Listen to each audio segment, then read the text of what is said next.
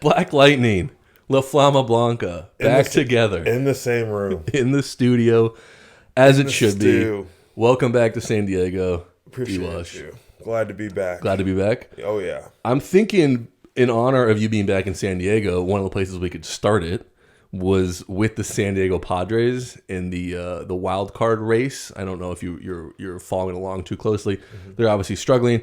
I'm not as concerned about the actual play as the storyline I saw over the weekend was Fernando Tatis and Machado getting into it with each other. Yeah, the video of Machado yelling at him in the dugout. Right. And kind of want to get your take on. I mean, I saw a lot of takes on that. Absolutely loved it. Right. Absolutely loved it. I was a little bothered by how much of a deal that I feel like people were making of it. Yeah, I think that's Machado. I think that's because like, and I want to take a second to say that like Machado has done an amazing job of like maturing in the game, right? Like there was a time, and people still hold these feelings, like, but there was a time where he was just this immature guy who threw his bat at third baseman, started weird fights, did weird things or whatever, but always an amazing talent, right? And like he's the way I see him now with the Padres is like the mature leader of the group, right? Or one of them. They have a few guys, and I don't know how he's received in the clubhouse. I don't have any inside intel on that, but like, yeah, what I saw him doing with Tatis, I thought was what you want from a guy like him in that situation where the team is struggling, guys are frustrated. You have your superstar not having a great mental day, or at least at bat, right? As far as body language goes, get your manager tossed. He's still kind of carrying it with him, and you're telling him like, no, we don't have time for this. We got to go. Right. Like this is not, this isn't poor me time. This is where you right. you sack up and get going. Yeah. You can't hear everything Machado's saying, I feel like, but the main thing is he kept saying it's not fucking about you. Yeah. And was trying to. Well, he said you play baseball. Right. Yeah. I think the thing he said a couple times was it's not about you. Yeah. Like, it's not about you. Where clearly that was. Yeah. That was it was like you play baseball. He's like everybody knows you're the best. Everybody in the whole stadium knows you're the best. So you go play baseball. Right. You don't do that. And then I think he wanted to say like, but like no, it's not about you. You know, and I mean how important it is. Like any team that wants to win has to have some of that in there. You may not like a lot of people say, you may not see it in the dugout very often, but I guarantee you that kind of thing happens. Right. It might be in some places. It might be like a tap in the in the locker room after the game, like, hey, like you got to clean it up a little bit. Like that's not it. Right. It might be just a conversation on the bench. It might not be a screaming match, but there is like somebody has to hold somebody accountable. Right. I think. Because I think part of it, as you said, part of it is that it's Machado, and he already kind of has a reputation. I think the other part of it is that they've been struggling as a team, so then it looks like, okay, this is the problem with the team. But when I saw that, I was like, yeah, I don't think. Obviously, it happening in the dugout during the game is somewhat rare, but like how often. This happens over a course of a season in any sport. When you have competitive nature, you have passion, you have adrenaline flowing. Like this is a normal thing. And to my understanding, is these guys are like best friends. Right. Like they're very close. And this is sometimes, it's like brothers. Like this is sometimes how it happens. I would be shocked if they didn't like the next day probably like go get lunch together or do something like, hey, sorry that happened. Like blah blah. Let's talk it out. Like, but people are like, oh my god, like are they gonna have to get rid of one of them? I bet you it wasn't even like something they had to like reconcile later. It's just like, that's just what we like. If you get out of line, I'm checking you. That's just like, but there's enough trust there. I'm assuming. I think a lot of times it will more happen, either after the game in the clubhouse where you don't see it. My thing on that in general, I've always said if I have an issue with someone, I'm always the next day during like BP or like before the game or whatnot. I like to kind of make sure you're good. Yeah, I like to let the the temperature lower a little bit, I guess you could say. Or sometimes I'm a little bit, I don't know in the moment if that was the best thing. So I don't know all of that came about of what led that. I know he got a strikeout and was arguing. I don't know if he said something to Machado first, Machado said something to him first, but like Yeah, I would say most of the time I would say I wouldn't go up to them right then in that situation, but yeah, I don't have a problem with that. And I'm like, yeah, that was good, you know. Maybe somebody need to be yelled at, or that sometimes that can spark, you know, something going. They're not doing well right now, so I get that, but When you're not doing well, I would rather have guys yelling at each other in the dugout than just sitting around complaining to the umpire, head down, whatever. Like, yeah, I'd rather see some fights in some way. right. Especially, I would argue it's especially important when you're talking about a team's best player.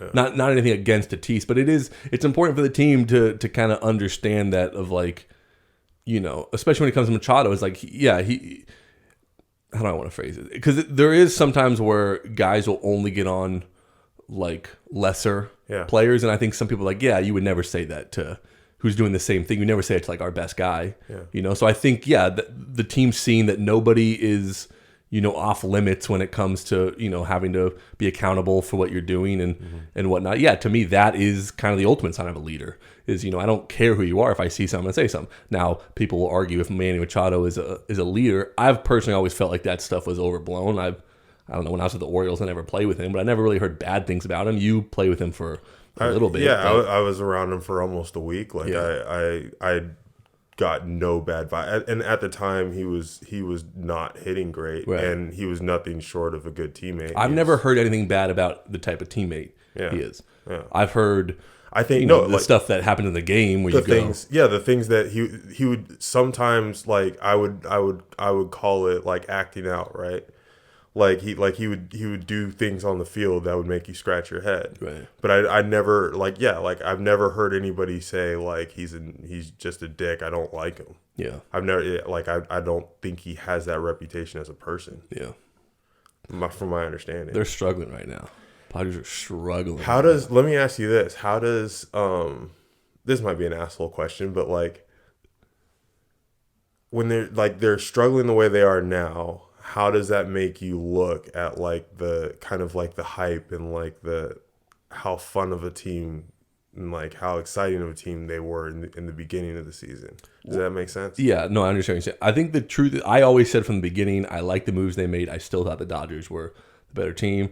Obviously, even since then, the Dodgers have made moves that enhance them. I think the biggest wild card of the whole season has been the Giants. Right. And that if you take the Giants out of the equation, right? Like the Padres are right where firmly where they're supposed to be. They're in second place behind the Dodgers, but they're better than other teams, maybe division, you know, winners. They're just going to be a wild card team. I think the Giants being the most dominant team in the National League in the division the Padres are in, we're kind of like, well, yeah, I always thought you were behind the Dodgers. So the Giants are ahead of the Dodgers. Now that means you're the third place team in the division. What is it? What is it about the Giants? Because I feel like there's like we have three weird, really good teams, right? Not necessarily weird, but like the Rays are always kind of weird. Yeah. When they're really good. Right. The Brewers are a weird, good team. I think. Right. Like their pitching is amazing. Right. But like lineup wise, a little weird, and Giant, but like those ones seem like they're like they figured out how to win. The Giants, I'm just looking at like it just seems like for no reason, right? Like they just based on paper, I'd agree with you. I would say their formula has been they have, I think, the best pitching staff statistically in baseball. I don't know if, you know, on paper that's the pitching staff I would take, but in terms of numbers is 1 through 5, like how well they pitch, I think they're starting pitching. So I was under the impression that the Brewers were far and away the best pitching. I think the Brewers are also up there as well. I know they have so pretty I'm much forgetting the guy's name now, but this guy who a lot of people are picking to win the Cy Young in the NL on the Brewers. I'm forgetting his name. Is it Burns? Yeah, that guy. And Woodruff, you know, is really, and they have, I think what I was going to get to saying is I think both of them are similar, where it's like, you wouldn't expect that from them, but they've been pitching so well across the board that it's like, it's hard to lose. I think the difference is, nothing against the NL Central, but I just think because so many people are picking the Dodgers as the best team in the NL West, it's like the fact that the Giants are not only better than people thought, but they've been better than the Dodgers. I think that's the surprising thing. When you stack up their rosters, it's like, this is...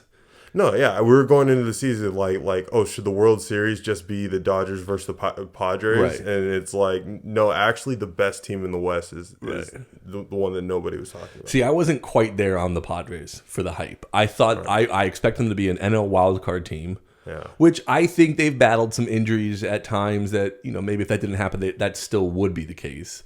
But I didn't think they were quite there with the Dodgers. And then with the Giants' emergence, I'd say, yeah, that was... If you would have told me that would have happened before the season, I'm like, yeah, it's going to be problematic for the Padres. They kind of needed that not to happen. Right. They kind of needed to firmly be the best team in the NL. And I could argue that they should be better than the Giants, that they should be beating the Giants and whatnot, but they haven't been. But they've been dealing with some... I mean, Snell's been hurt at times. I think Darvish has been hurt at times. Their big moves, the strength of what they strengthened, their starting rotation has been a little banged up at times, and Tatis missed a little time. Not making excuses for them, but things happen. But basically, I guess my answer to your question of how I feel about them, pre-hype before the season and now was, I was like, yeah, with the Giants being as good as they've been, I'd be like, yeah, that's problematic for the Padres. I still think the Padres should have been able to make the playoffs, and there's still time in the season. It's not looking good. They're 3.5 back out of the wild card as of right now. The bigger issue to me is now I think they've been jumped by a couple teams.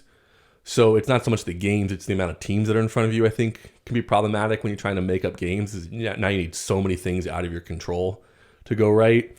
I think it's harder to jump teams than it is games, if that makes sense. Like, they're both hard, but it's like, yeah, you win a game, you win 4 in a row, but the teams in front of you win 4, and it's like, yeah, you didn't move, at all. It's not like you just have to worry about one team. It's like now you got to watch 4 teams to see how they're all doing. You need all 4 to lose on the same night where you win. It's just harder to do that. So I'm gonna say it's not looking good for them. I'd be surprised at this point if they do make it.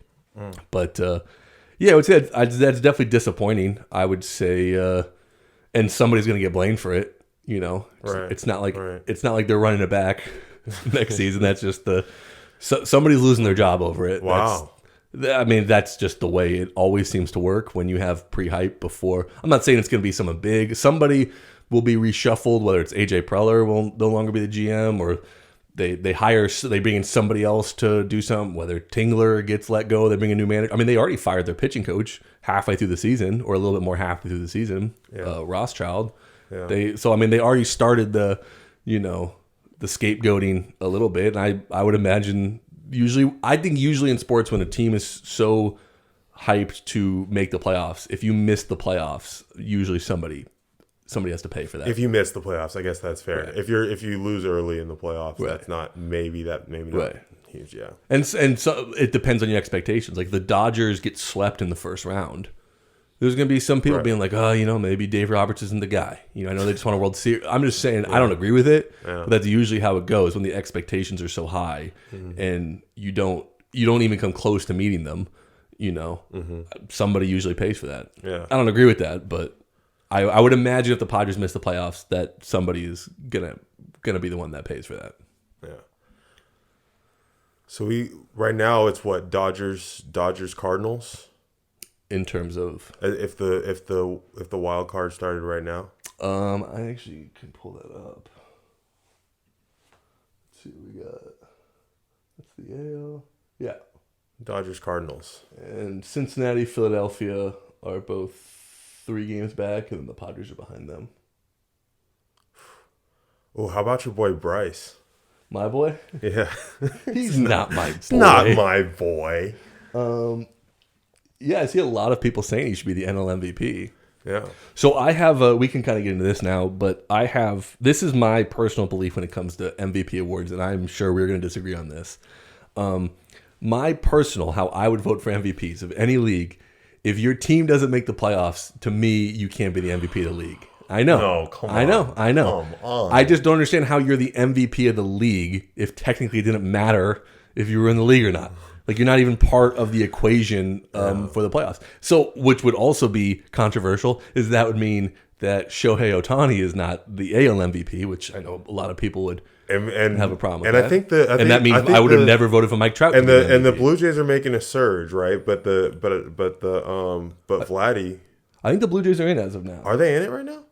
Let me pull it up again. I came a little prepared, a little bit more prepared. Yeah, season end today. They're a game and a half up on the Yankees. No shit. Yeah, them in Boston. Wow. How about the AL East? Yeah. That's if the season ended today. There's still 2 weeks left of the season. No, right. But yeah, I don't know. So yeah, I'd probably go Vladdy. Go Vladdy. Yeah. That guy's crazy. Can I? So that's why if Philadelphia doesn't make it, that's why I wouldn't give it to Bryce. I know you don't agree with that. Yeah, I don't agree with that even a little bit. So here's my thing: is I would be in favor. I'm not. First of all, I'm not. I don't really care about awards in general, but I'd be more in favor of, like the NFL. They do an offensive player of the year, a defensive player of the year, and an MVP. Gotcha. So if like the baseball did something like the best player of the year and an MVP, like it's just a different award. Yeah.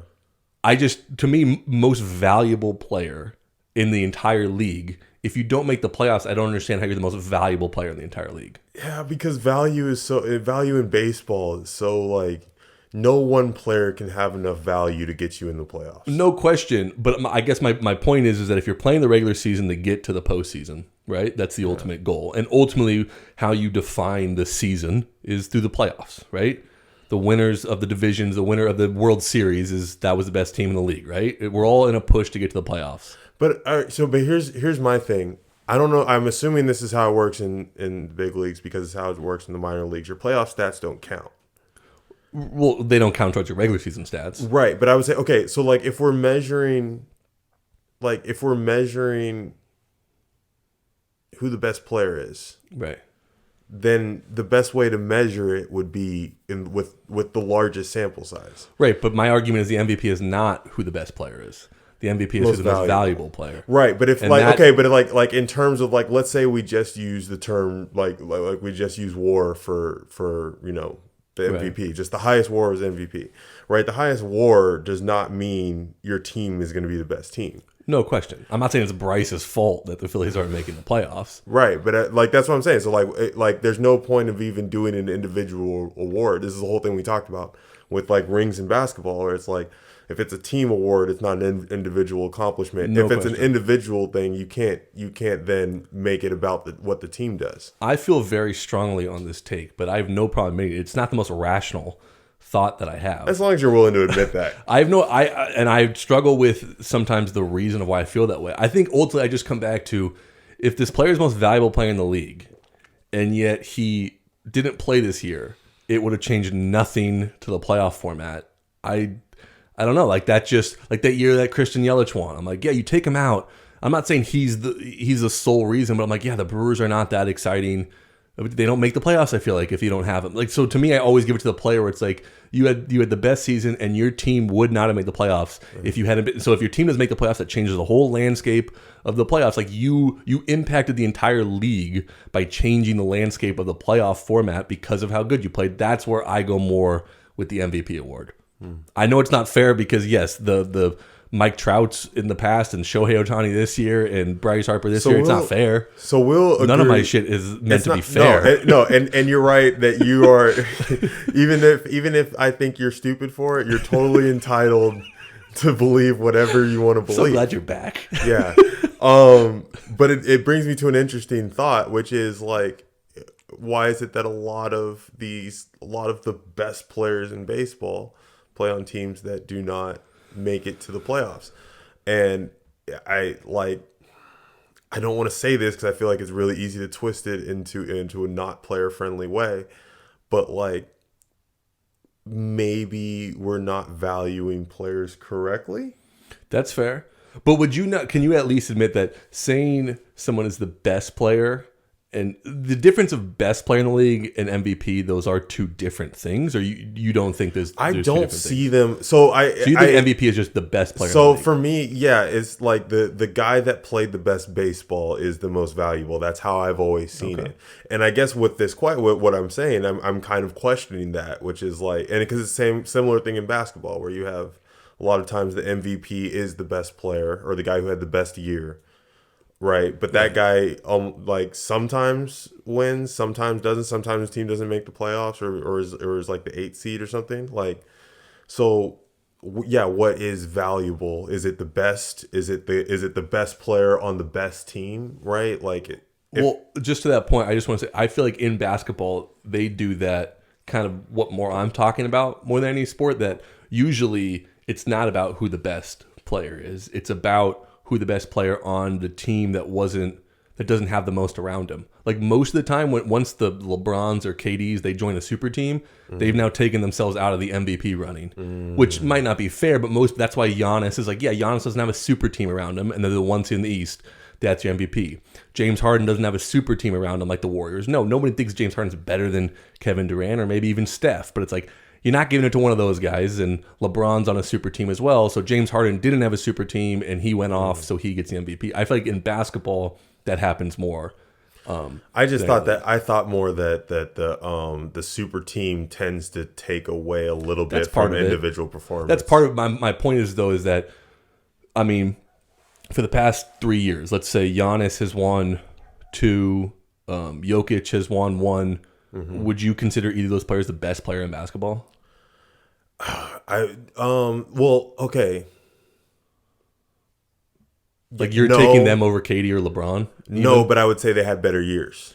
Right, but my point to you saying they're the best player in the I hear what you're saying, but I don't even know if I would agree that they had better years statistically, right? Maybe, and I understand. Yes, the LeBrons and KDs, they have other guys. Obviously, they're going to take away from their stats, but like last year, I don't think KD had any different of a year than he's always had.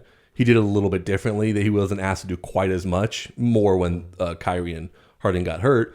But nobody's taking Jokic over KD to start their team with. So, the Denver Nuggets weren't quite expected to be that good, and then Jamal Murray gets hurt, and the Nuggets are still a high seed. Yeah, Jokic gets the MVP. Okay, so if you were in charge of everything, would you give the MVP to just the guy who you would say led his team the best? Yeah, I guess ultimately I would come back to, if this guy wasn't on their team playing like he's playing, it completely changes the landscape of the league, I guess. Is my way of saying it. Yeah. That's why I think that defaults to best player on worst team, essentially. Like the Milwaukee Bucks without Giannis those years, like they're not competing in the East. Yeah. And you take Harden off the Rockets. So if you take a top performing team, remove one player, and the team that falls the furthest in that test, that team has the MVP. Right. So like I guess my point is if everyone's healthy, I keep going back to the Nets, but if everyone's healthy on the Nets and one of those guys gets hurt, they're still a playoff team, and I think they're still a competitive team in the East. Right. Those years with the Warriors before KD, if Steph gets hurt during those years, I'm like, yeah, the Warriors are not competing for championships. So then how do you do this in baseball? I think that's where it makes it tricky. Because like you said, one player, it just, not that they mean less to the team, but you don't have as much control on the game as one player in basketball. I think it's easier to do that in basketball. And in football, like I can't remember an MVP for basketball or football where the MVP was not on a playoff team. Like, I think the MVP being on a non-playoff team is really only a thing in baseball for the most part. And I think because, like you're saying, because they don't have as much of an impact, you kind of have to just give it to the best player. So I understand they do that. Right. And I'm not going to protest over Mike Trout being the MVP of a league because the Angels suck. Like, yeah, it's the best player, maybe I've ever seen, minus Barry Bonds, in his prime. So, like, I get why you do it that way. I guess for me, it's always like, the MVP of the league is now not playing in the most important. It's not even in the equation. I don't know. It's just, I guess I struggle with that. And where I would always go to who kind of led their team in a sense to the playoffs. Vladimir Guerrero Jr. could go 50 for his next 50 with 50 home runs, and the Blue Jays could lose every one of those games. I understand that in baseball, that's kind of how that works. Right. But yeah, a part of me is like, I don't know, man. I wasn't expecting the Blue Jays necessarily to be a playoff team, and then he has an unbelievable season. They go to the playoffs. Like, I kind of think that's the most valuable player this year. Dude, without Shohei, the Angels might get relegated, man. Well, can I actually say something I did want to talk about, because I have somewhat of a take on who I would give the AL MVP if I take everything I just said over the last 20 minutes and erased it, because they're also not going to be a playoff team. But someone I didn't realize was having as good of a year as they're having, that I think is almost just as impressive as Shohei Ohtani. Not quite, but is Salvador Perez. I knew you were going Salvi. Nice. I had no idea that he was having the, like, I don't think, maybe it's just me, people realize how difficult I feel like it is to have that offensive production as a catcher. Not only as a catcher, while also being, my understanding, is one of the best defensive catchers. Yeah. Like, that's just kind of, in today's day and age, an unheard of thing. It's nuts. Which it's not the same as pitching at a high level in the big leagues and leading the league in home runs. I get that, but it's not as far off as some people make it. And I think he needs his. I have a hot take. Being having an offensive year that Salvi's having as a catcher who plays as much as he plays is way more difficult than being. Yes, that is more. I'm going to say it is more difficult than doing what Shohei Ohtani is doing on the mound and also hitting the way he's hitting. Now, it's just tough because we've never seen someone do what Shohei Ohtani's doing. Right. So when I say difficult, I don't mean it's so rare that you're gonna have one person that does both so well. Right. But if you have that ability, the ability to do it over a season, I feel like would be. All right, you can have that ability as a catcher, and you're just going to get beat up so much that it just doesn't happen.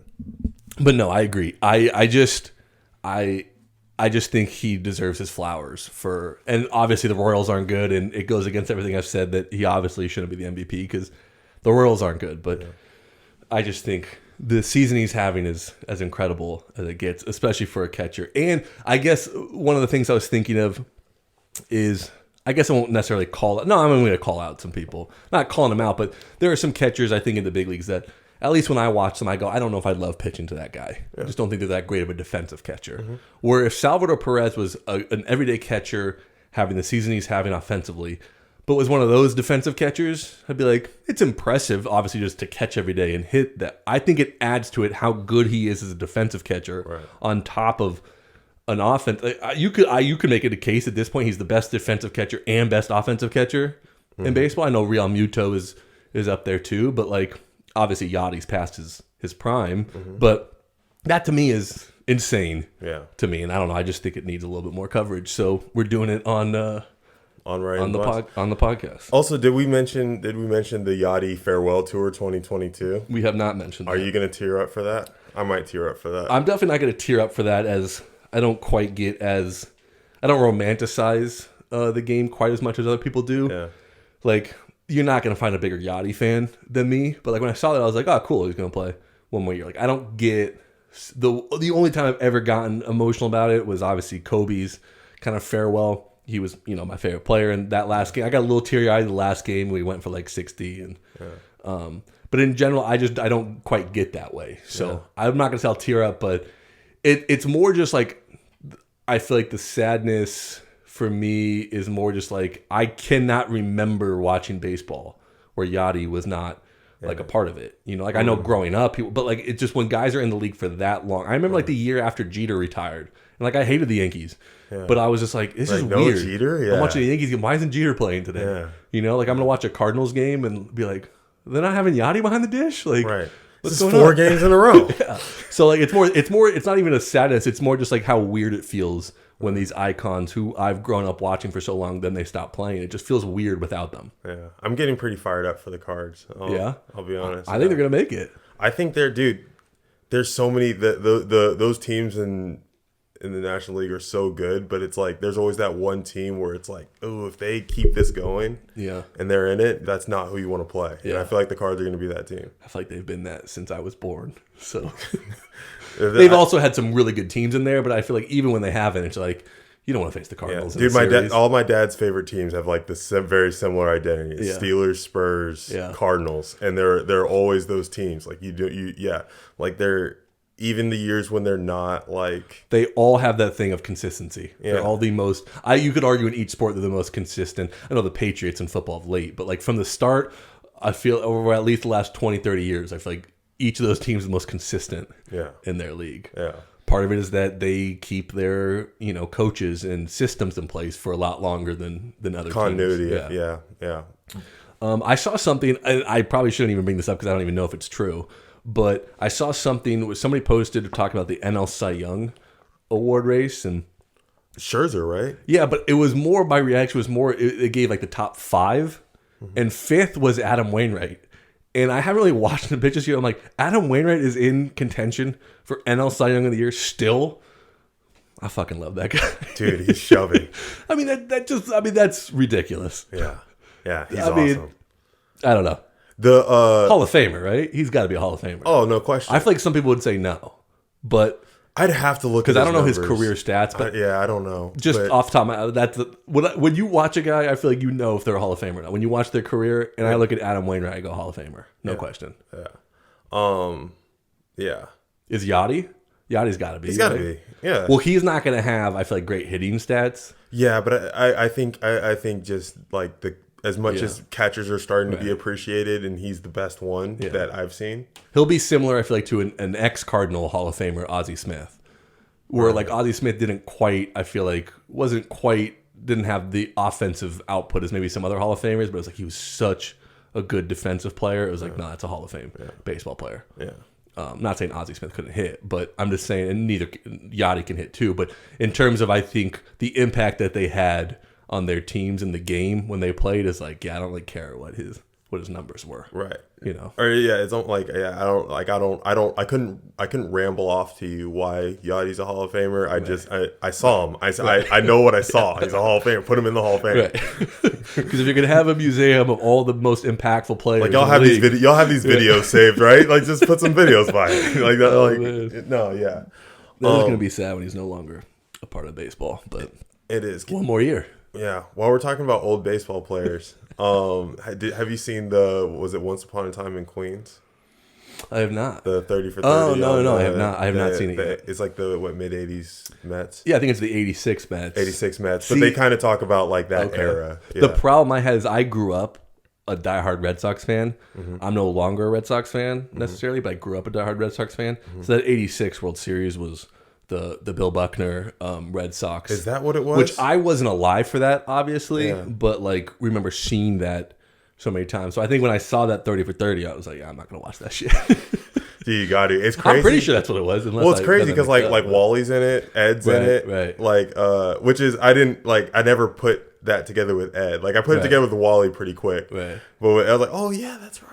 And Can I tell you, I have run into maybe, let's call it 10 Mets fans over the past couple of years, that every time they know or a conversation somehow leads to they know I played in Long Island. Yeah. Like they light up and they go, how's Wally? And I was like, I never knew that he was such a big deal for. So yeah, because you don't see him like that. You see him as the manager, and I like Wally, but it's almost like you don't view them as the player. Yeah, and like, how's Wally? So in 2015, when I was in Springfield, one of my teammates showed me like those old Wally Backman videos.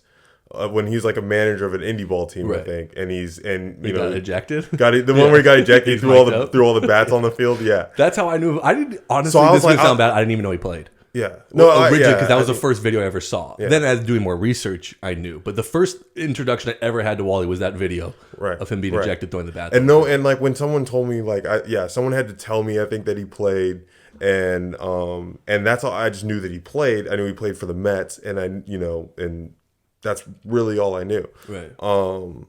Yeah, I didn't know the historical context of when he played and like what that team like. But I would recommend watching that. Okay. It's cool to watch. The Once Upon a Time in Queens? Yeah, I think it's a 2-part thing on ESPN. I know. I mean, I've heard good things about it. I was just saying that's my original reaction why I haven't watched it yet is because I associate that with a traumatic experience for me growing up. Even though I wasn't alive during that. I don't know why it bothered me so much. But. Yeah. Well, I mean, if you're a Red Sox fan, like that's in your soul. Like, right. You know what I mean? Like, yeah. Well, they talked about it so much before they eventually broke the curse. Right. Right. Right. A lot of pain associated with that. Right. Generational pain. All right. So I have one more question I wanted to get your take on. It's a little bit of a strong right turn, which I know is your favorite. But it's something that came up with my favorite football team, the 49ers, somewhat recently, where just a quick little backstory. They have one of their best receivers coming into the year was a guy named Brandon Ayuk, who was their best receiver last year, was a rookie last year, first-round pick, great receiver. So the season starts, and he's really not even playing much. He's not like getting targeted much. Mm-hmm. And there's been some rumblings that, maybe he's in the doghouse. And Kyle Shanahan, the head coach, has a history of putting guys in the doghouse, specifically young receivers. Some people think it's because Kyle Shanahan was a receiver when he came up, so he's just a little bit harder on receivers. That's not the point. I'm just giving a little backstory. But it is a little concerning because he's supposed to be one of their best players, and he really hasn't been targeted. The Niners are 2-0, so they're winning, but it just feels like this is supposed to be a big part of your offense. So they're talking to him about it. They're asking him about it. He's kind of downplaying it, but we've now seen him long enough to know like this is kind of what this might not be a good thing. There's a little smoke here. Mm-hmm. And so I got some people talking about Kyle Shanahan's not handling the situation right because he's ruining Brandon Ayuk's confidence. You know, like he's not laying up with confidence. And it just got me thinking, do you think that it is a coach's responsibility to instill confidence in a player? Or is it on the player to get that confidence himself and respond to, you know, the message sent by a coach that I need you to pick it up in practice or I need you to pick it up in a game? Is it on the coach to, does that make sense? Like, is it on the coach to give the player confidence, or is it on the player to respond to the coach's hard coaching and criticism and gain that confidence themselves? I think it's a give and take. Okay. And I think both the player has to understand the coach that he's playing for, and the coach has to understand the player that he's coaching. You know, the authority figure, so to speak, is the coach. So I think that is, you know, the chain of command, right? So right. more shit should fall on the coach than a player if that relationship breaks down. But it's not just that, because as a coach you can't just do whatever the players, you know, like, oh, this guy doesn't want to practice today. Oh, don't right. practice. You know, some guys you got to tell them chill out. Some guys you got to tell them let's fucking go. Right. And a big part of coaching, right, has to be identifying who those people are. I hate the idea of coaches putting players in the doghouse. Right. Right. At the professional level, especially because right. It's like, you know, there's money involved here. Right. At the same time, you're telling me about this now. Right. I know. I'm putting you on the spot here. And it's like, you know, it's so hard from the outside to know exactly what could cause that, right? A player could be in the doghouse because he's a piece of shit. Or maybe the coach is a piece of shit. Or maybe it's just, I don't think either of those are the case. Or here. Some mix of the, it's tough to say. But Kyle Shanahan is saying he's not in the doghouse. Like, right. Kyle Shanahan isn't saying that. Right. It's more just like, well, clearly on two games in, he's had one catch. You're not targeting him like you did last year. Like, clearly something is going on here. And I don't know. I've just been thinking a lot about it just from my own personal feelings towards, you know, coaching as we both got into coaching. And the way people are talking about it. I know you don't care about if Brandon Ayuk is scoring touchdowns or not, but I just thought the idea of people talking about, because it's pretty split. A lot of, you know, 49ers fans are like, hey, this is why he's a good coach. Part of it is that they had this other player who was a free agent signing, not supposed to be very good. Apparently he's just outperforming him in practice. And Kyle Shanahan goes, we play the best player. I don't care if you're a first round pick or you're an undrafted guy. If you're the best player, you're going to play. And so part of me goes, I like that. I like that you don't play favorites. But the other part of me goes, yeah, I don't think you want to kind of alienate and ruin your first round pick, who I feel like in order for you to go where you need to go, you're going to need this guy playing at a high level. Yeah. I don't know if that is on the coach's responsibility to make sure that happens. I'm just thinking of myself when I'm coaching someone. If I go, I need you to do this. Okay, we're running this route. If you don't run at full speed and you drop the ball, like, I can only watch that. I'm not saying that's what's happening. I'm just saying I can only watch that so much and you know, try to instill confidence, where at the end of the day, it's like, I got to win games. Yeah. And we talk about a lot the coach's responsibility is to do the best by the team. Whatever is best for the team is what a coach needs to do. So I kind of go, what happens if you feel like a coach needs to instill confidence in a player? But that's not necessarily, and I go, you would say that that's what's best for the team. But if he's going, no, what's best for the team is we have a game tomorrow. I don't have time for that. Yeah. I need the person that's going to run the right route here. Right. You know, if I'm talking to a receiver, I really want it to be you, Brandon Ayuk. I keep fucking up his name, but he's like, you know, I really want it to be my first round pick. But if you're not doing it, and this other guy is that we have on our team, I got to play that guy. Right. But then I go back and I'm watching the game. I'm like, God, we could really use Brandon Ayuk right now. Yeah. You know, like, we need that guy too. So I don't know. I just find that interesting, the both sides of the coaching aspect. That's kind of why I wanted to get your take on it. And you can stop me if I sound too stupid here talking about football, but from what I can tell, like, you have these amazing, these amazing superstar receivers, and they're not all like this, but like a lot of them can be distractions. Right. And I think part of that is like to be an elite wide receiver in the NFL, like you have to have a bit of this in your mentality, like a bit of it's all about me, like like to be great. That just seems to be a bit of a requirement. And it's like kind of like what we're talking about with MVPs in baseball, where it's like, is the most talented wide receiver the most valuable wide receiver? Or do you want guys that don't have that aren't as talented, but will be in the spots that they're supposed to be in every single time? Right. It's just interesting to me because the nerd I am when it comes to football, like watching some of these practice videos now where it's like he just looks, this Brandon Ayuk guy, he just looks like a different player. Like he's clearly it's there's something mental. The confidence is shot. I don't know. I don't know if it's the confidence, but he just doesn't look like normally. You see videos of. I'm sure you would appreciate this, where earlier when he was going well, he's dancing in practice and showing some swag in the stretch line and leading the line. Yeah. And then the videos now are he's in the back of the line. He's just kind of like going through the motions or whatnot. And it does seem like this is obviously a problem. I just more am like, is that on the head coach to fix that or not? Or is the head coach like, you're a professional, we pay you a lot of money, you got to get this shit figured out and do what I'm asking you to do? Yeah. I guess I think that's the thing I keep going back and forth on. Yeah. And then also sometimes like, is this a quote unquote maturing process that he needs to go through? Right. So 2-3 years from now, he's the best receiver we've ever seen. Right. But I also like the fact of, because I'm the biggest believer in, I like playing the best guy available. I don't care what you paid him. I don't care where you drafted him. So that is one area where I do like Kyle Shanahan's process. He's always been that way. I don't care where you're drafted. I don't care where we pay you. This is where we think you're going to be.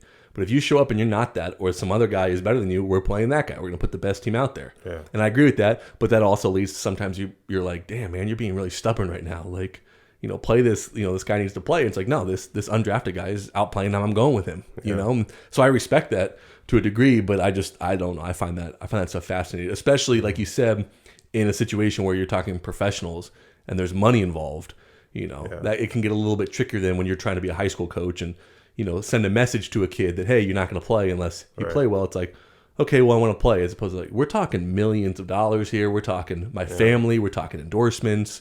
Well, I guess then the coach would be like, I'd start fucking playing better then. Right. But yeah. I don't know. I just find that interesting. It is fast. It is also like football, all these, well, baseball seems like not so much, but just like how important it is, like where you go. Yeah. To your career. Yeah. And like, I think in football is by far the number one sport when it comes to that. Yeah. Like you could, I think all sports in general, but I think football, because there's so much like scheming and strategy to it, where it's like some people are just like, you're a great player, you just don't fit our scheme. Yeah. And they go somewhere else and they have unbelievable careers. And it's like, I just need a different, not even a different surroundings, I just needed a literal different scheme to be in football to excel in. Yeah, like what we were doing on offense does not play for my skill set. So because of that, I was not a good offensive player. But if I go somewhere where it does, I'm the best. I remember a guy that comes to mind is always, you remember Wes Welker with the Patriots for all those years? Yeah. Well, so before that, he was with the Dolphins, and he just never really played. And I don't know if they cut him or they traded him for nothing to the Patriots because he just didn't really play. And they're just like, the Patriots, the way they utilize their like slot receiver is just different. And then all of a sudden he's got like a Pro Bowl, All-Pro career. And it was like, all he needed was to just go to a team like that. Right. Maybe he gets traded to a different team and he doesn't do that at all and just completely changes the landscape of his career. I just think that happens a lot. It seems to happen a lot more in football than any other sport. Yeah. That's where the draft is always so interesting to me, is like, because the way it works out, I mean, it's the same in any draft, but with football is like the better you are means the worst team you're going to. Right. So it's almost like you want to be like middle of the pack really good. Yeah. You want to be drafted in that like 15 plus range. But you don't want it to wrap around to the second round where you're that shitty dude second round pick, Yeah. Like you want to be right in that sweet spot of being really good. Do you think there's any advisors telling like amateur football players like, hey, you're doing like a little too good right now. You're moving up into those into those lottery, but they have lottery. No, not in football. It's just worst record to best record. Yeah. But I don't think that necessarily happens. I think there's a decent amount of advisors that go, because especially those players that are going to be picked in the middle to the end of the first round, is you're not meeting with every team because you know you're not going to be the number one overall pick. Mm-hmm. So the advisors go, they pick and choose what teams they even have meetings with. They might go, I don't want you to have a meeting with that team because I don't want you to be drafted by that team. Yeah. You know, back in the old days, you know, when the Browns are really bad, it might be like, yeah, I don't want you to take a meeting with the Browns. Right. You know, we're gonna take a meeting with these other teams. You know, I don't want them trading back into the first round for you. I want them to hate you and not pick you. I'm not saying that always happened, but I bet that I hear stories about that going on. So they just didn't take meetings with those teams because I don't know. I think that is weird because it's like, you know, because there's a thing of like, no, I don't think, or maybe there's only one number one overall pick as a QB to ever win a Super Bowl. I think it was Elway maybe. Oh no, Peyton was the first overall pick. It's very limited, but it's like, was Peyton the first overall? Yeah, he was the first overall pick before Ryan Leaf. I thought, I and somewhere in my head I had put Ryan Leaf in front of Peyton. No. I mean, they were like connected, but they ended up going with Peyton, and people at the time were like, that was a terrible pick. Yeah. But anyway, so it's only happened maybe a few times. It just rarely ever happens. But it's also like, well, yeah, the number one QB is going to the worst team in the league. Like, that makes sense that they're probably not going to. But then the quarterbacks that do really well, they got picked a little bit later. You know, you know, the Chiefs traded up to get Patrick Mahomes. You know, but they really were a good team beforehand. The Packers got Aaron Rodgers to fall to them, and he sat behind Brett Favre for a little bit. Like, it's you're walking into a better situation, so it makes sense that it would work that way. It does. That went off the. We went somehow we went from baseball to I mean, I asked the question about Brandon Ayuk, but I haven't been able to stop thinking about it because we're in football season. I'm thinking about the 49ers and you know, they're off to a good start, but so naturally you're worried. I'm not worried. I think it's just so weird how great of a rookie season he had last year. Like, it was like he went from being like, holy shit, we got like a number one wide receiver, and then this year being like, wait, why isn't he playing? Yeah, you know, like, and then like. The way Kyle Shanahan talked about it was a little weird. He was like, well, he was dealing with a hamstring injury in training camp. It's like, okay, well, he wasn't listed on the injury report. And, you know, he still did play in the game. So he's obviously healthy enough to play. Yeah. You're clearly not targeting him and making him a focal point of the offense. And it seems like something is clearly going on. And yeah, but you also got to. I wouldn't say I'm worried. I would say I'm concerned. Yeah, but I also think it's a sign of a well-run team that something could be happening and we have no idea what it is. Well, that's, I think, ultimately why I was asking the question is that it's, you know, people are being like, it's not the right way to do it. And you're saying it's not the right way to do it to someone that most of the things they do seems to work out pretty well for them. Yeah. You know? Yeah. You know, you get the same thing with Mike Tomlin of the Steelers. Like, I wouldn't do it that way. It's like, I kind of think he knows. I'm not saying he's always right. But like, you're questioning someone that the way they do it has worked out very well for him. He's earned some trust. Right. So I think that, and Bill Belichick gets questioned all the time. I don't know if that was like the right move. It's bringing it back to the Patrick Mahomes pick, right? Like, hey, like you want to be competitive every year. You want to, you know, you like that. You enjoy the lifestyle you live as a 49ers fan. Like, you know, get behind me on this one. Yeah. Let's see where we end up. And I think that's where I fall is I trust and admire Kyle Shanahan so much that even when I disagree with him at times, I go, I'm gonna trust him on this one. Right. And sometimes I'm like, I think you mishandled that, or I disagree. There were times in the game the other day I was like, I didn't like that move, but you know what? You're Kyle Shanahan. I think you're a better football head coach than I am, so I'll trust in you. And the amount of people that aren't able to get there, right? So people are like, well, you know, I know just as much as he does. I don't think you do. I don't think you do. There was I got fired up the other night or last night watching the Ravens Chiefs Sunday night game, and it was 4th and 1. The Ravens were up 1. If they get a first down, the game's over. But it was 4th and 1, and with a minute left, they were going to punt it away to the Chiefs for them to need a field goal. And John Harbaugh, he's like, fuck that, we're going for it. Like, we're going to win the game right now. They were in Chiefs territory. So they don't get it. They basically lose the game, even though they're up. He's like, no, we need 1 yard. We're going to win the game right here. Yeah. Puts the ball in Lamar Jackson's hands. He gets the yard. They win the game. I'm like, I don't understand why more people don't do this. Like, more people are like, let's go win the game. Like we have the power to go win the game right here. Yeah. We need a yard. Because I always come back to, if you can't get a yard, you don't deserve to win the game. Right. You know? Because if you punt that ball away to Patrick Mahomes, you lost. I'm telling you right now. Yeah. I've watched enough football, the Bradys, the Rodgers, the Mahomes. You can get 1 yard, yeah. or you can try to stop Patrick Mahomes in a game-winning drive. Right. With a minute of time. And all he needs is a field goal. He doesn't even need a touchdown. Yeah. He's going to need to get like 20 yards in a minute. I would give me the ball and say, get me that yard. So, but like a lot of people are like, oh, that took balls. And it does. And I'm going to give John Harbaugh credit. But I'm also like, that's a no-brainer to me. And that's why John Harbaugh is a great coach. No, and you know what also is awesome about that too? If you don't get that yard and you lose, that offense you still have the chance to go to that offense and say like, you know, I believe in you guys, right. and you know, and I trust you guys to get the job done, even if you didn't.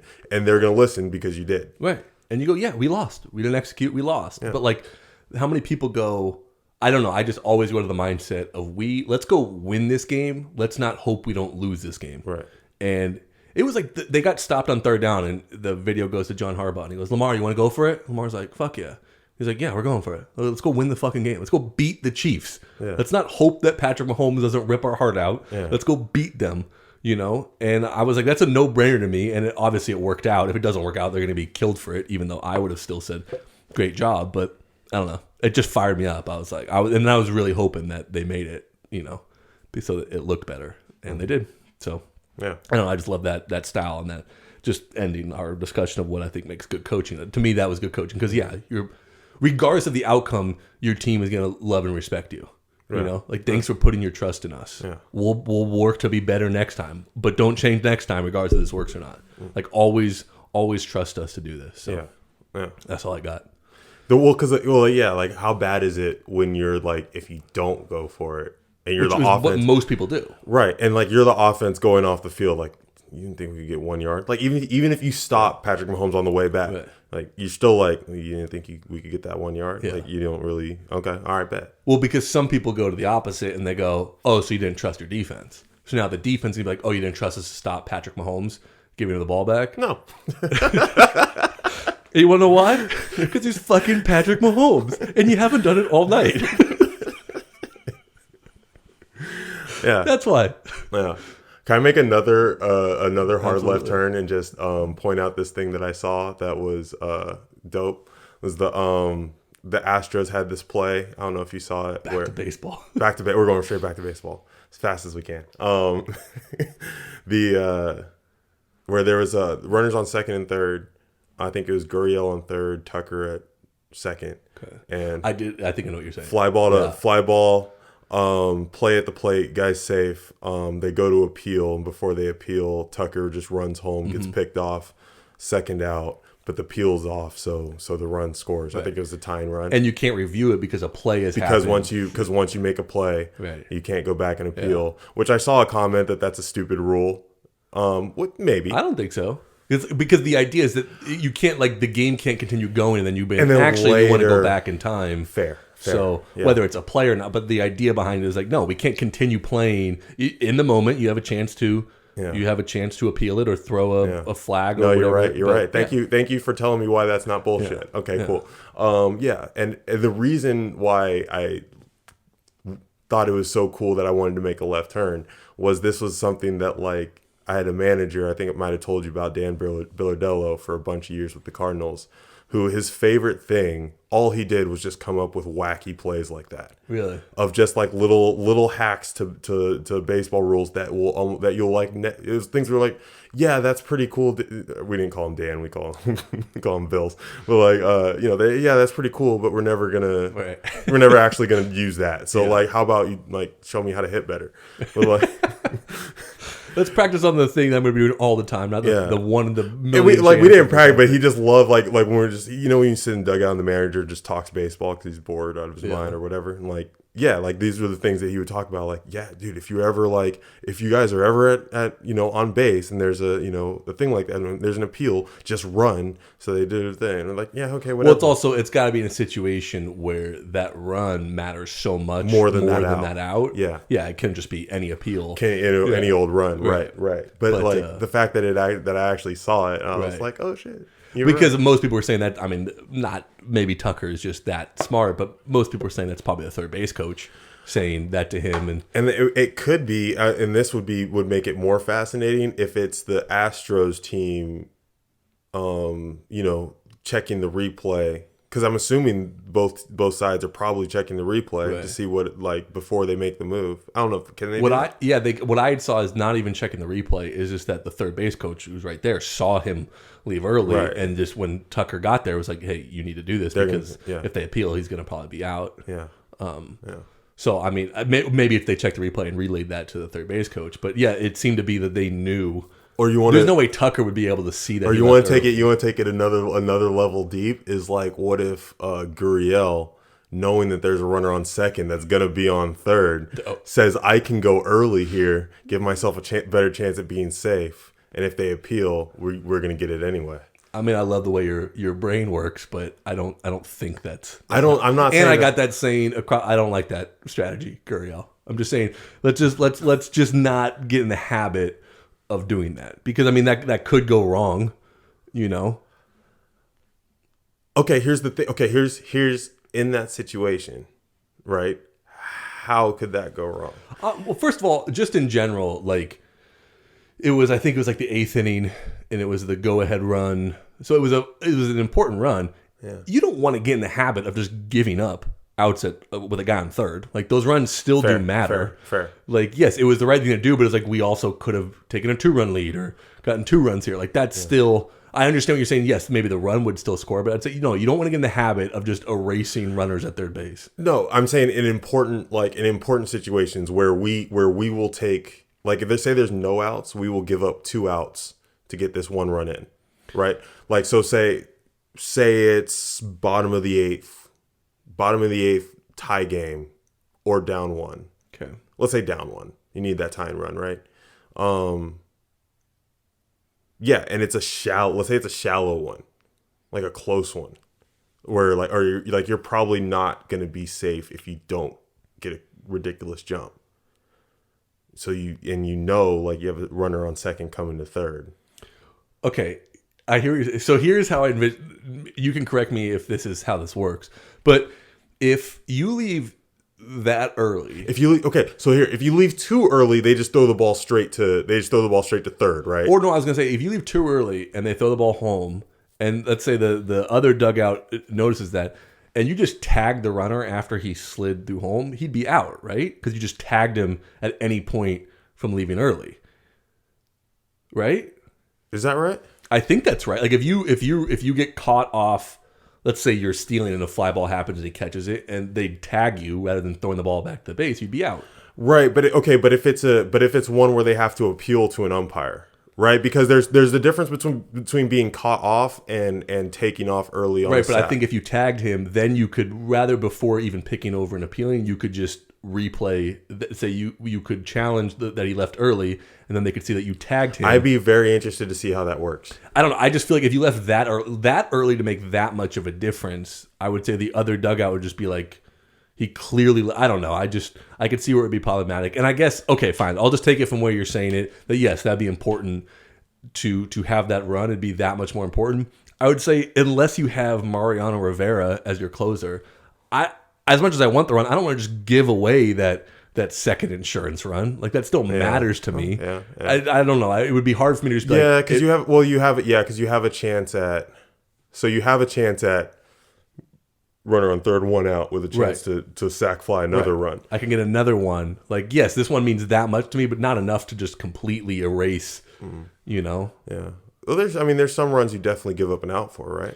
No question. But the out is usually, okay, guy on third, no outs. You hit a ground ball in the infield, you're giving up the out for that run. I think it's a little bit different. Well, there's runner on second base hit, and I am rounding first and going to second, hoping they cut it and get me out for that run. Right. That is still different to me than if the end result's going to be running on third, less than 2 outs again. Right. So I'm going to have, I'm going to have another chance to get another run in. Yeah. Yes, ultimately, that's the right call, is what you saw, is I would rather have that run than no run, because he gets thrown at the plate.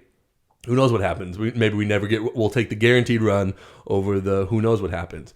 It's harder to me. I don't think you're putting enough emphasis on just completely getting rid of a guy on third with less than 2 outs in that situation. Right. It's like, yeah, we could use another run as well. Yeah. Yeah. Because if I'm the other team in that situation, if I have second and third in a big spot with no outs, and I'm going, hey, if you told me right now I can get out of this inning, one only run, be down one, yeah, I'm like, yeah, I'd probably take that.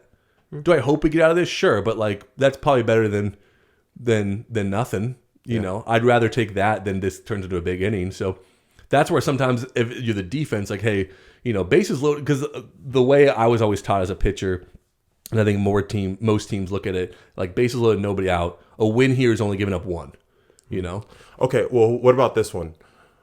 You rather have 2 outs, bases empty, one run in, or potentially 2 outs, runner on third, no runs in? I would take the run in, obviously. Okay. And that's what I'm saying. Like, I understand what you're saying. Yes, worst case scenario, that is the right move. I'm looking at it from what you're proposing as like this should be our desired play. I would say, yeah, I don't know. To me, that's a little premature on it. Like, no, I still want more possibilities of other runs too. Yeah. Yeah. Yeah. There's also, and then there's also, you got to factor in where you are in the order. Yeah. I think you also have to factor, I don't know. I keep going back to, I'd be more likely to do it if I know I have, the best closer in baseball behind me. But maybe if the guy got, I'm not, one run, maybe he's not, and if you're the other team, we got our heart of the order coming up next inning. If they only get one here, we feel and if that just took you to 2-1 versus if that just took you to 15-14. Right. Yeah.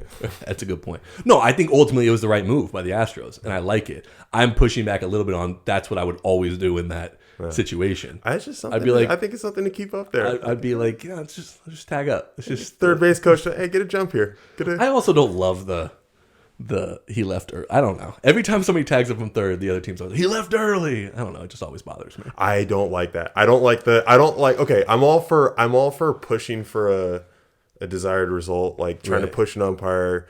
You get that pitch at the just under the knees. Oh, that's it's really borderline, but like that's down. I'm here for it. You start trying to push him on every little thing, it gets me. You know what really bothers me, going back to football a little bit, just because I was watching football? I don't like when people like root for like fluky plays, like fuck ups. Like there was one where I saw like a quarterback. It was like, third down, they didn't convert, so the drive was over. Guy kind of pushed him at the end, so he got like the flag for roughing the passer, and he's like fist pumping. I'm like, you had a horrible drive, you threw a bad pass, you shouldn't have got the first down, and you're like, yes, like we got the Keep first. That shit to yourself. I don't know. I was just like, that's fucking weak to me. Yeah. It's the same thing when people are like, oh, he left early at third. It's like, he gave up a run. Like, it's, and sometimes they do, and you maybe point out, but it bothers me. It seems like every time somebody tags up from third, he left early. I'm like, no, he didn't. We gave up a run. The team I was coaching's favorite one was he came off the bag at first. Yeah, guy's still on the bag. Like he's came off the bag. I don't know. You ground it out, man. Right. Just take your, happens. I don't know. I thought of it when I was watching football. It's like every time a flag or a penalty, that it felt like a ticky-tack one, didn't really deserve it. Like it extends a drive, and the offensive players like, yes, like we did our job. It's like, no, you didn't. You got bailed out. You kind of got lucky. Like it happens. It's a good thing. But yeah, I'm kind of like, don't like outwardly be like, I don't know. I just go like, yeah, I don't fucking. There was this, who I had this thought. I was like, yeah, Brady's not doing that shit. Mahomes isn't doing that shit. They're upset that they didn't do their job and convert. Mm-hmm. So I thought less of the quarterback, and I was like, this is one of the reasons why you're not on that tier. It reeks of desperation. Yes, and I think that's why I didn't like it. Because we just go back and forth from baseball to football. The pitcher chasing the foul ball pop up into the stands, which I always bring up to every pitcher I talk to. I'm not saying I've never done that. But you know when you do that is not when you're at your most confident. 100%. Yeah. Those guys are there. I will say a little bit, I take so much pride in being a pitcher that can catch fly balls. So I probably do it a little bit more, less of desperation, just being like, I want to be the one that catches the fly ball because I've been told I can't catch the fly ball so many times. Fair. But I will agree with you most of the time. Yes, it is an act of I really need this out. Yeah. Because I don't know if there's going to be other options to get it than me giving up my body. I really needed that pitch to do it. Yeah. Don't make me throw another. Yeah. It's kind of, it's kind of the, that is a good point of like when you're going, I don't know, I'm going to go back to football now. Like I've noticed, one of the things I notice about good quarterbacks to me is that feeling of like when they get like a bad play on like first down and they get backed up, and you're like, it's not going to matter. Like there's a holding penalty on the Chiefs. It goes like 1st and 20 instead of 1st and 10. It's like, Mahomes. That doesn't matter that much. Yeah. I think it's kind of similar to like when you're going well as a pitcher, you're not even really reacting to contact as a hitter. Like watch a guy who's hitting like 400 in his last 15 at bats. Watch him get fucked over on a strike call versus the guy who's hitting 050. Right. You know what I mean? Like you're going to get two very different reactions. That's kind of taking it full circle as we do in this podcast. Kind of what Fernando Tatis seems to be going through right now because, he's not hitting as well. That called third strike is different than when you're having your back-to-back 3-homer games. Yeah, you're still upset about the call, but you're like, Yeah. There was a time this year where somebody's made a worse call on him and he's gone, yeah, all right. That's fine. Like that's a great point. Yeah. That's a great point. Yeah. All right. And on that note, we're done going back and forth. But ultimately, we connected in the end. I think that's the takeaway. I think the whole thing thing does the circle. Yeah, like it's not a perfect circle. It's not a perfect circle, but it gets back. I can't do a perfect circle, and I don't want to speak for you, but I would say that you're probably similar. Yeah. We like a little edges to our circles. But thanks for listening. Make sure to follow along everywhere. Make sure to subscribe to the YouTube channel. Obviously, very happy to be back in person with my co-host David Washington. This has been Geometry with Bennett and David. All right, thanks for listening.